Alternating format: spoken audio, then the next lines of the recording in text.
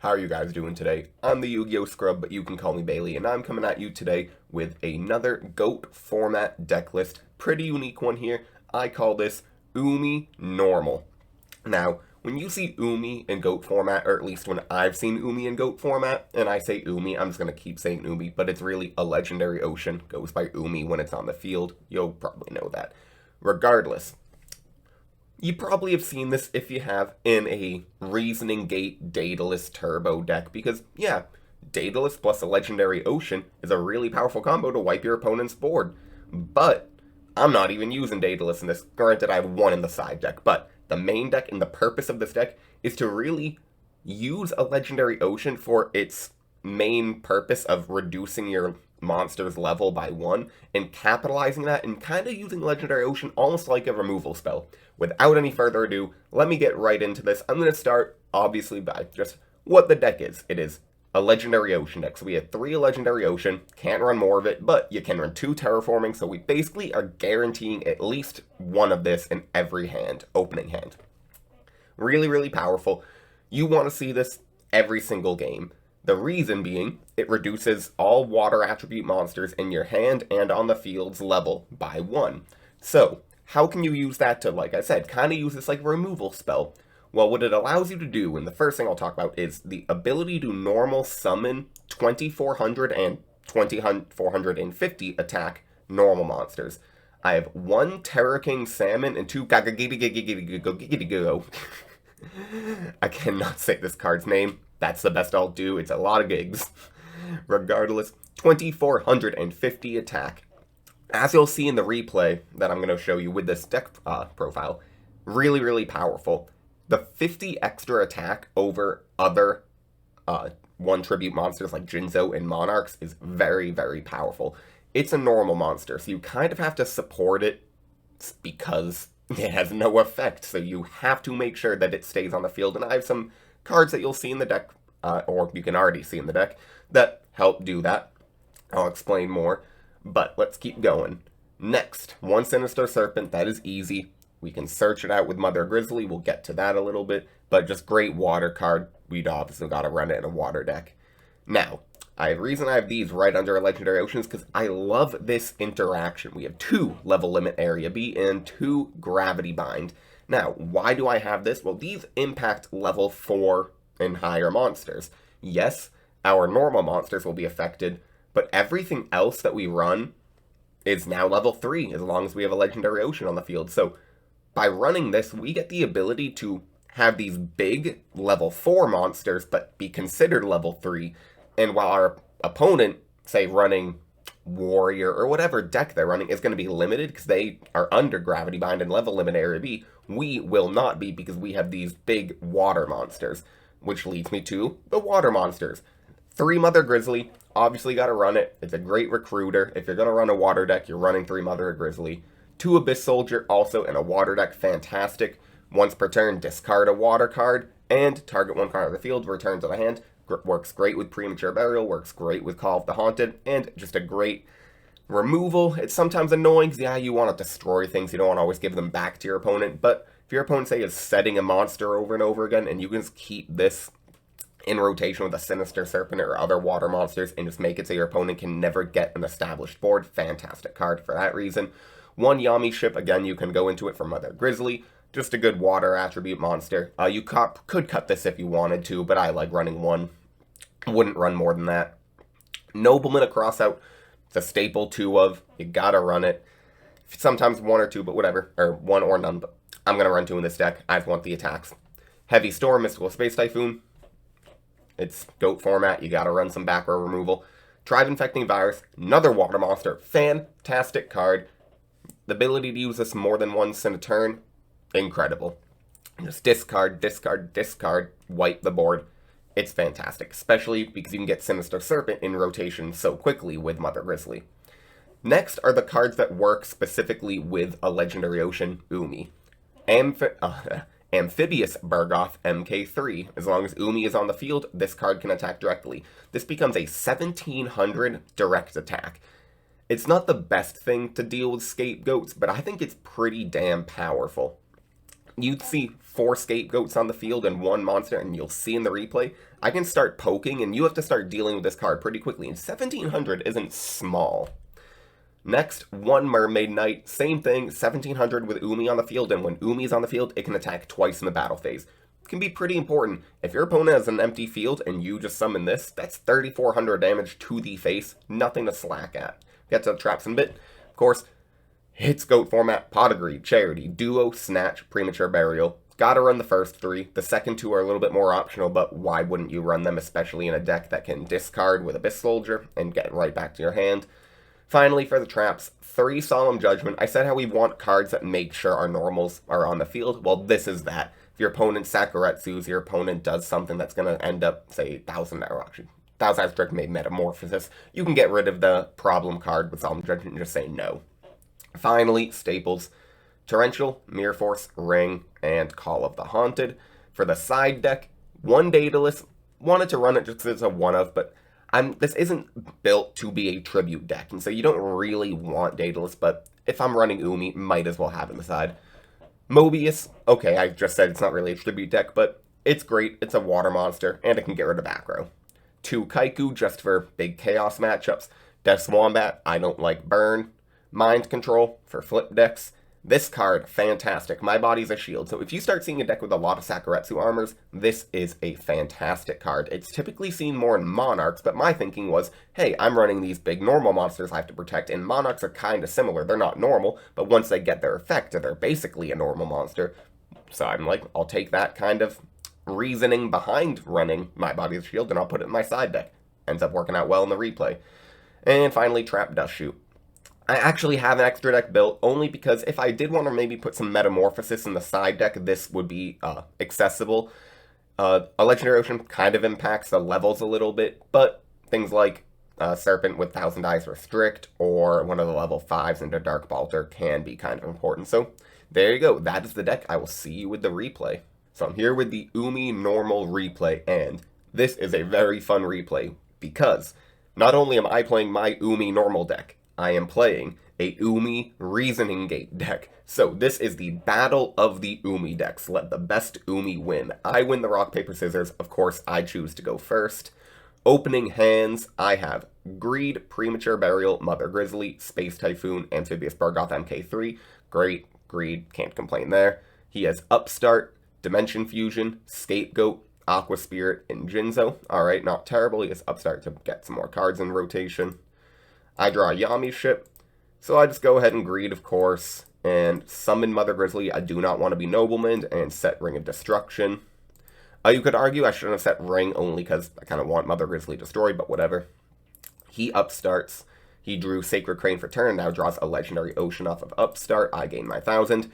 He summons Sacred Crane and runs into Mother Grizzly. I just take the 200 happily, especially because I'm already above 8,000 with Upstart. He sets a card. Only reason I looked after reviewing my deck, I just want to make sure he wasn't like called by the grave, my Mother Grizzly.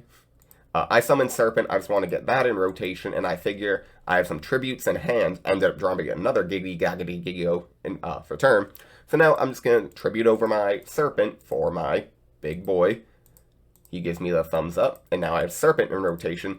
I blind MST here. My thinking is the only decks that run Sacred Crane are usually Reasoning Gate decks. I haven't seen a Legendary Ocean or any water stuff, so my thought was, you know what, he didn't Torrential the normal summon, so the only real traps they'd run in this deck are things like Mirror Force, maybe 1 or 2 Sakuretsu armor, probably not though. I guess I should have thought about Scapegoat, but I really didn't want to die to Mirror Force right here, so I just decided to blind MST, and of course I get punished with 4 goats. I go ahead and hit over 1 goat. I think, you know, if he has Metamorphosis here, he can't really do anything with a Sacred Crane on the field. I don't want to give him a light, so I'm just going to start taking out the Scapegoat targets before he draws Metamorphosis.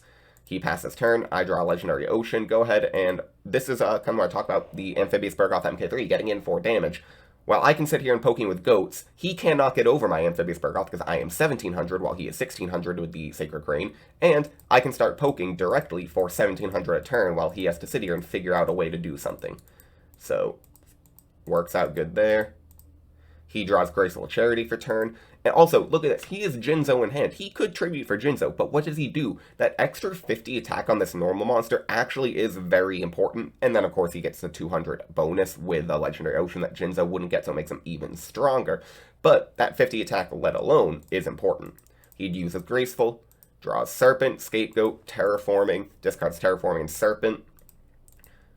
When I saw the Terraforming discard there, that's when I started getting onto maybe he's running the same deck as I am, or I should say it's the same, another Umi deck, because I don't know any other deck that'd be running Sacred Crane and Terraforming, so I was kind of starting to become weary that he at any moment could drop a Daedalus. So I get Serpent back to my hand and standby, main phase 1. I summon the Terra King Salmon instead of the other Giggity Gaga Gigo, because my thought is, let me keep the bigger one in hand. If he does have a Mirror Force or something, well, I'll only lose the smaller of the two normal monsters, and it's already 2400, he still is big. So I get over the last two goat tokens with the normals and poke for 17. Back to him, he draws Daedalus. Okay, so here is a misplay here. He tributes for Daedalus, okay? And then he activates a Legendary Ocean, allowing me to chain Ring of Destruction to a Legendary Ocean and targeting Daedalus. What he should have done is activate a Legendary Ocean. Maybe that would have tipped me off and I would have ringed the Sacred Crane. I'm not sure. That's not how the game went. But what would have been able to happen, assuming I did not Ring of Destruction the Sacred Crane, is after activating a Legendary Ocean, he could then tribute for Daedalus with one tribute because it's level 6. And then with priority, tribute a Legendary Ocean, I'd still be able to Ring of Destruction, but he would be able to wipe my field. That would have been, I know for sure, a much better play than this. Of course, we all misplay in our lives, but if you're ever playing this deck, that's something to think about. You can use Daedalus's effect with priority only if a Legendary Ocean is on your side of the field prior to his normal summon. I end up ringing, though, 2800 damage. He tries to set, I call him out for it, not really call him out, he takes it back. I draw another Legendary Ocean. I change my Bergoth to defense mode here, thinking if he has a Sakuretsu armor, I don't want to die to Mirror Force, but if he has Sakuretsu armor, I can get... He only stops one attack, so...